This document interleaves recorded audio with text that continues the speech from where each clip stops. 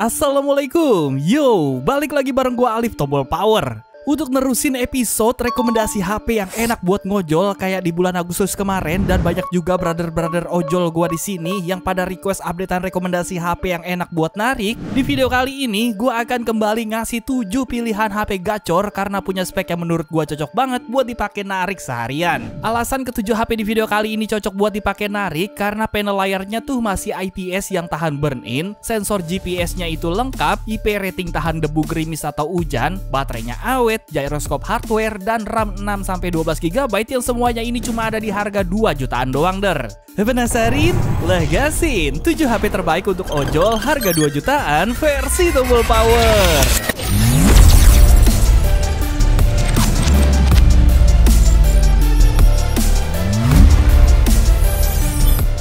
HP buat narik yang paling murah di rekomendasi kali ini, pilihannya ada Moto G45 5G nih der. Iya, jadi Moto G45 5G yang 8/256 GB di akun Shopee gua tuh kena 1,9 jutaan atau 2 juta pas lah gitu, sama ongkir dan tetek bengeknya. Tapi harganya ini bisa beda ya der, karena tergantung voucher. Yang jelas link pembelian di deskripsi video ini aman karena itu link Shopee official store Motorola. Moto G45 5G ini bakal narik speknya udah masuk banget der, karena pertama spek layarnya IPS LCD 6,5 inci HD plus 120Hz yang tahan burn-in walaupun sering kesorot matahari secara langsung. Paling rada kurang cerah dikit aja nih layarnya, soalnya tingkat kecerahan ini HP cuma mentok di 580 nits doang. Kalau soal performa sih udah gacor dah buat buka tutup atau pindah-pindah aplikasi karena ini HP dipasangin chipset Snapdragon 6S Gen 3 6 nanometer yang skor Antutunya 400 ribuan poin. RAM-nya juga lega ya der, 8 GB dan jenis storage 256 GB nya juga udah UFS 2.2 yang gacor buat buka aplikasi berat kayak Shopee. Untuk urusan navigasi Maps juga aman karena selain udah didukung sama satelit global yang lumayan komplit kayak GPS, Galileo, GLONASS, dan QZSS, Moto G45 5G ini juga udah punya sensor kompas dan gyroscope hardware yang jelas bisa bikin penunjuk arah jadi lebih responsif terutama pas sinyal GPS lagi lemah atau kehalang. Satu lagi, ini HP juga punya fitur NFC ya der, enak dah buat narik. Nah, kekurangan dari Moto G45 5G ini menurut gua ada di sektor layar yang kurang cerah di 580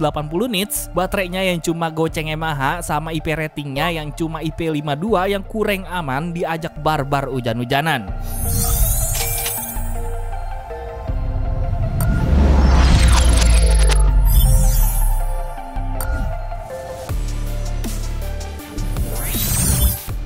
Buat lu yang cuma percaya sama brand Nyamnyung, pilihan terbaik dari gua ada Nyamnyung Galaxy A06 5G ya der. Nyamnyung A06 5G yang 6/128 GB kalau di HP gua mah kena 2 juta lebih dikit der. Semoga aja di HP lu bisa lebih murah ya karena tergantung voucher. Dan untuk link pembeliannya ada di deskripsi. Sektor layar HP ini kalau buat orang umum mungkin jadi kekurangan karena panelnya yang masih PLS LCD berukuran 6,7 inci HD plus 90Hz dengan tingkat kecerahan di 800 nits. Nah, tapi kalau bakal narik mah jadi kelebihan ya der. Kenapa? Karena panel PLS LCD atau IPS itu lebih tahan burn-in kalau sering kena sorot terik matahari siang bolong ketimbang panel AMOLED. Urusan performa emang masih di bawah Moto G45 5G tadi karena Nyamnyung A06 5G ini cuma pakai Dimensity 6300 5G berfabrikasi 6 nanometer. Tapi tenang, karena kalau cuma buat multitasking, buka tutup atau pindah-pindah aplikasi itu masih aman dan lancar karena jenis storage ini HP kebetulan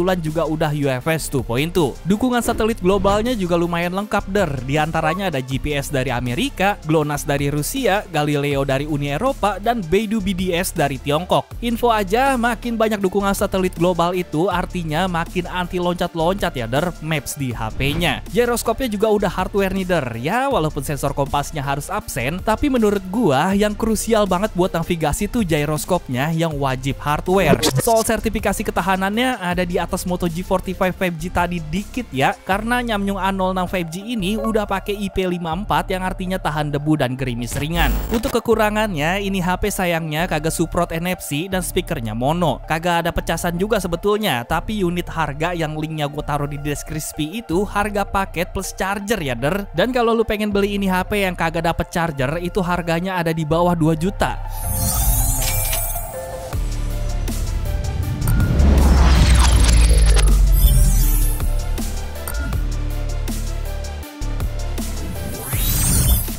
Duit parkir diganti sama customer. Lumayan tuh der, duitnya bisa lu beliin Tecnopova 7 4G ini. Soal harga, Tecnopova 7 4G ini tuh murah banget. Yang 8/128 GB aja di official store Shopee cuma kena 60 ribuan doang, lebih dikit. Lah bujuk buset, lebihnya 2 juta. Tapi saran gua, usahain ambil yang varian 8/256 GB biar lebih gacor ya der. Karena harganya tuh beda tipis di 2,2 jutaan. Langsung cek deskripsi aja der kalau lu naksir sama ini HP ya. Baterai Tecnopova 7 4G ini bisa banget lu andelin bakal ngojek der. Karena selain awet, kapasitasnya babon banget di 7000 mAh. Kalau lowbat pun ngecasnya kagak terlalu lama karena dukungan fast chargingnya udah 45 watt. Ngecas sambil lu mainin juga aman aja der, berkat dukungan bypass charging yang Tecno kasih. Kalau soal performa mah 11-12 lah ya sama Nyamyung A06 5G tadi, karena ini HP dipasangi chipset Helio G100. Masih aman gitu der buat multitasking karena jenis storage ini HP kebetulan udah UFS 2.2 juga. Untuk pernavigasian duniawi juga aman banget nih karena dukungan satelit globalnya cukup komplit. Ada GPS, GLONASS, Galileo, BDS, dan udah punya gyroscope hardware, sensor kompas, sama udah support NFC juga. Panel layarnya juga aman, masih IPS 6,78 inci yang resolusinya itu mantep, udah Full HD+.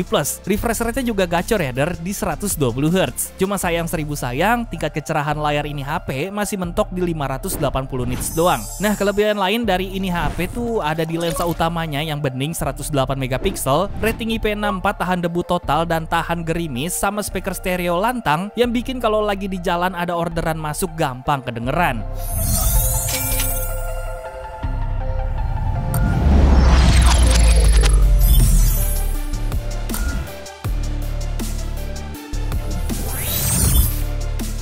Dapat customer yang titiknya meleset 5 km. Sambit aja der, pakai Realme C75 yang sertifikasi ketahanannya ini luar biasa di harga 2 jutaan. Dengan harga 2,1 jutaan yang varian 8/128 GB dan 2,4 jutaan di Shopee official store Realme buat yang varian 8/256 GB, yang tentunya dengan harga segitu menurut gua sangatlah worth it ya der. Apalagi Realme C75 ini bisa jadi temen yang gacor juga buat narik seharian karena selain udah ngantongin sertifikasi tahan banting militer standar 810H, lu celup-celup ke air juga aman aja berkat rating IP68 atau IP69 yang dibawanya. Jadi kalau cuma kehujanan doang mah aman banget tanpa kantong waterproof juga ya der. Soal layar juga udah tahan burn in karena berpanel IPS LCD 6,72 inci yang jernih, beresolusi Full HD+, lengkap dengan refresh rate 90 Hz. Untuk tingkat kecerahannya ada di 690 nits yang emang kagak terlalu cerah sih, tapi layarnya ini masih bisa kelihatan jelas di tempat silau ya der. Nah, buat nemenin lu narik seharian tanpa ngecas juga gas terus karena baterai Realme C75 ini babon di 6000 mAh plus fast charging 45 watt yang kalau lowbat ngecas dari 0 ke 100% cuma makan waktu sekitar 90 menitan doang. Dukungan satelit global ini HP tuh lengkap banget der. Di antaranya ada GPS, Galileo, GLONASS, QZSS dari Jepang, dan Beidou BDS. Navigasi di Maps juga bakalan presisi karena ini HP gyroscope-nya udah hardware. Nah, walaupun speaker Realme C75 ini masih mono, tapi berkat adanya dukungan speaker ultra boom, lu bisa gedein volume ini HP sampai 400% yang bikin kalau ada orderan masuk tetap kedengeran walaupun lu lagi di tengah jalan yang berisik. Kekurangan dari Realme C75 ini ada di sektor performa der, karena selain chipsetnya cuma seonggok Helio G92 Max berfabrikasi 12 nanometer, jenis storage yang dipakai juga masih eMMC 5.1 yang kurang gacor buat multitasking.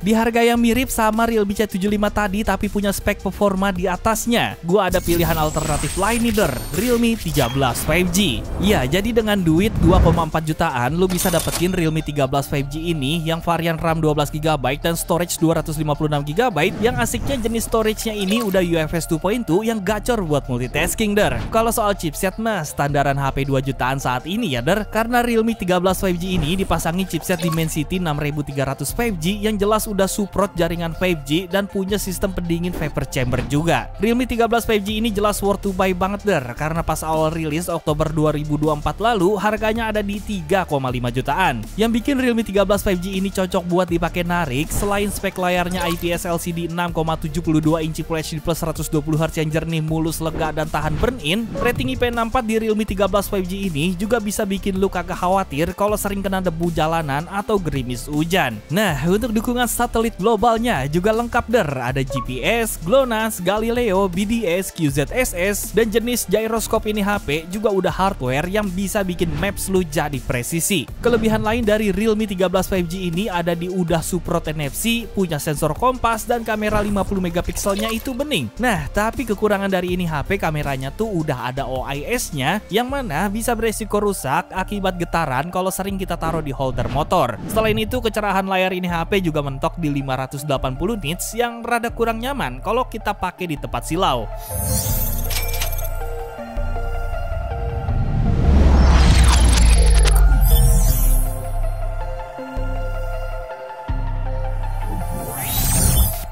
Lanjut, pilihan pertama dari Vivo, ada Vivo iQOO Z9X 5G yang ternyata juga enak nih buat kita pakai narik seharian. Dan menurut gua, iQOO Z9X 5G ini jadi pilihan terbaik di rekomendasi kali ini der. Misalnya soal performa, dia udah lancar jaya dengan chipset Snapdragon 6 Gen 1 5G 4 nanometer yang skor Antutunya itu tembus di angka 500 ribuan poin. Dan juga punya dukungan sistem pendingin canggih nih bernama 5 Layer 3D Cooling System. Buat multitasking, buka tutup aplikasi atau pindah-pindah aplikasi juga bakalan aman karena selain chipset yang ngebut, jenis storage ini HP tuh udah UFS 2.2 ya der. Dengan budget 2,5 jutaan, lu bisa dapetin Z9X 5G yang varian 8/256GB atau 2,7 jutaan buat yang varian 12/256GB. Untuk link pembeliannya udah gue selipin di deskripsi yang nomor 2 ya der. Itu link official store Vivo ya der, jadi udah dipastikan 1000% aman. Spek layarnya juga selain udah tahan burn-in dengan panel IPS LCD 6,72 inci, resolusinya juga jernih nih di Full HD plus lengkap dengan refresh rate nyaman di 120Hz. Lu pakai narik di siang bolong juga bakal tetap nyaman karena tingkat kecerahan layar ini HP tuh udah 1000 nits. Nah, urusan navigasi juga aman nih der, karena udah disupport sama satelit global GPS, Galileo, GLONASS, QZSS, BDS, dan punya sensor kompas, gyroscope hardware, sama support NFC juga. Kelebihan lain dari iQOO Z9X 5G ini jelas ada di sektor baterai babon 6000 mAh-nya yang kuat dipakai narik seharian. Dukungan fast chargingnya juga kenceng lagi nih, udah 44 watt. Selain itu, Z9X 5G juga udah punya sertifikasi rating IP64 tahan debu total dan tahan gerimis hujan.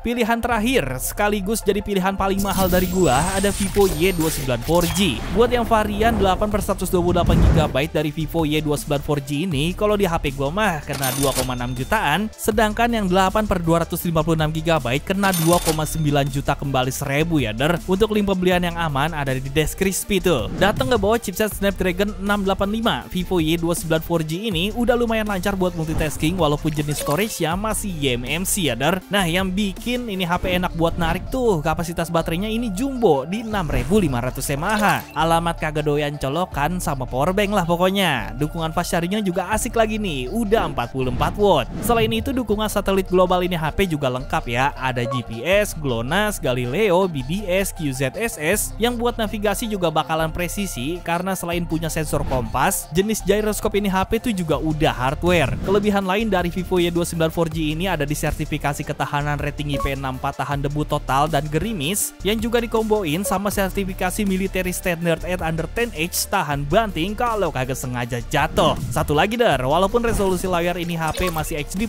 tapi dia punya tingkat kecerahan yang asik buat dipakai di tempat silau karena maksimalnya bisa sampai 1000 nits.